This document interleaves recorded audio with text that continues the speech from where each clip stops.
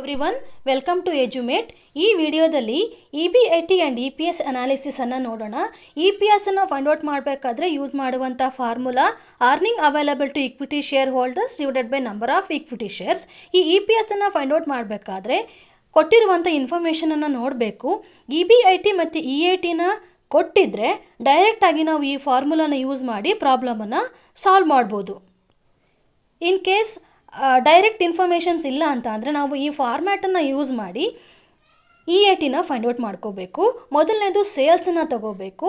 Sales ಅಮೌಂಟನ್ನು ತಗೊಂಡು ಅದರಲ್ಲಿ ಸೇಲ್ಸ್ ರಿಟರ್ನ್ ಇದ್ದರೆ ಅದನ್ನು ಲೆಸ್ ಮಾಡ್ಕೋಬೇಕು, ಅಥವಾ ವೇರಿಯಬಲ್ ಕಾಸ್ಟ್ ಅಂತ ಇದ್ದರೆ ಅದನ್ನು ಲೆಸ್ ಮಾಡ್ಕೋಬೇಕು. ಬಂದಿರುವಂಥ ಆನ್ಸರು ಕಾಂಟ್ರಿಬ್ಯೂಷನ್ ಆಗುತ್ತೆ.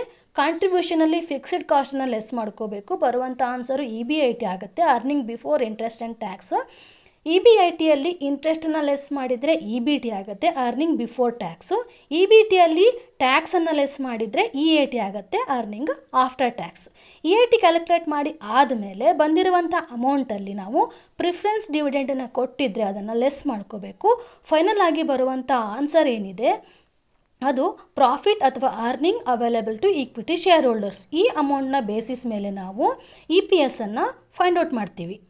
ಇಲ್ಲಿ ನೋಡಿ, ಪ್ರಾಬ್ಲಮಲ್ಲಿ ಸೊಲ್ಯೂಷನ್ ಮಾಡಿ ಆದಮೇಲೆ earning available to equity share ಹೋಲ್ಡರ್ಸನ್ನು ಫೈಂಡ್ ಔಟ್ ಮಾಡಿ ಆದಮೇಲೆ ಈ ಅಮೌಂಟ್ನ ಬೇಸಿಸ್ ಮೇಲೆ ನಾವು EPSನ್ನು ಫೈಂಡ್ ಔಟ್ ಮಾಡಿರುವಂಥದ್ದು ಫಾರ್ಮುಲಾನ ಯೂಸ್ ಮಾಡಿ earning available to equity share holders. ಇಲ್ಲಿ ಬಂದಿರುವಂಥ ಅರ್ನಿಂಗ್ಸು ನಂಬರ್ ಆಫ್ ಇಕ್ವಿಟಿ ಶೇರ್ಸನ್ನು ಕೊಟ್ಟಿರ್ತಾರೆ, ಅದರಿಂದ ಡಿವೈಡ್ ಮಾಡಿದಾಗ EPS ಬರುತ್ತೆ. ನೆಕ್ಸ್ಟ್ ನೋಡಿ, ಲಿವರೇಜಸ್ಸಲ್ಲಿ 3 types of leverages: operating leverage, financial leverage ಮತ್ತು ಕಂಬೈನ್ಡ್ ಲಿವರೇಜು. ನೀವು ಫಾರ್ಮುಲಾನ ನೆನ್ಪಿಟ್ಕೋಬೇಕಾದಾಗ ಇದೇ ಆರ್ಡ್ರಲ್ಲಿ ನೆನ್ಪಿಟ್ಕೊಂಡ್ರೆ ಈಸಿ ಆಗುತ್ತೆ. ಪ್ರಾಬ್ಲಮ್ನ ಸೊಲ್ಯೂಷನ್ ಮಾಡಬೇಕಾದ್ರೆ ಈಸಿ ಆಗುತ್ತೆ. ಆಪರೇಟಿಂಗ್ ಲಿವರೇಜನ್ನು ಫೈಂಡ್ ಔಟ್ ಮಾಡುವಂಥ formula contribution divided by operating profit.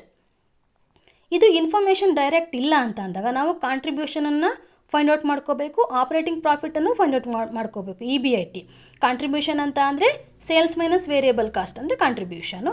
EBIT sales minus variable cost minus fixed cost ಮಾಡಿದರೆ EBIT ಬರುತ್ತೆ. ಇವೆರಡನ್ನು ಯೂಸ್ ಮಾಡಿಕೊಂಡು ಈ ಫಾರ್ಮುಲಾ ಅಪ್ಲೈ ಮಾಡಿ ಸೊಲ್ಯೂಷನನ್ನು ಮಾಡ್ಕೋಬೋದು.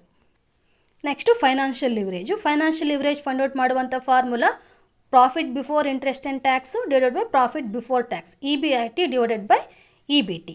Next combined leverage is equal to operating leverage into financial leverage. ಎರಡನ್ನು ಮಲ್ಟಿಪ್ಲೈ ಮಾಡಿದ್ರೆ ಕೂಡ ಕಂಬೈನ್ಡ್ ಲಿವರೇಜನ್ನು ಫೈಂಡ್ ಔಟ್ ಮಾಡ್ಬೋದು. ಇದು ಕೊಟ್ಟಿರುವಂಥ ಇನ್ಫಾರ್ಮೇಷನ್ ಮೇಲೆ ಡಿಪೆಂಡ್ ಆಗುತ್ತೆ. ಅಥವಾ ಕಾಂಟ್ರಿಬ್ಯೂಷನ್ ಡಿವೈಡೆಡ್ ಬೈ EBT ಮಾಡಿದರೂ ಕೂಡ ಕಂಬೈನ್ಡ್ ಲಿವರೇಜನ್ನು ಫೈಂಡ್ ಔಟ್ ಮಾಡ್ಬೋದು. ಫಾರ್ಮುಲಾ ಆರ್ಡ್ರಲ್ಲಿ ನೆನ್ಪಿಟ್ಕೊಳ್ಳಿ. Operating leverage is equal to contribution divided by operating profit. Financial leverage is equal to EBIT divided by EBT. Combined leverage ಅಂತ ಅಂದರೆ OL into FL or contribution divided by EBT. Thank you.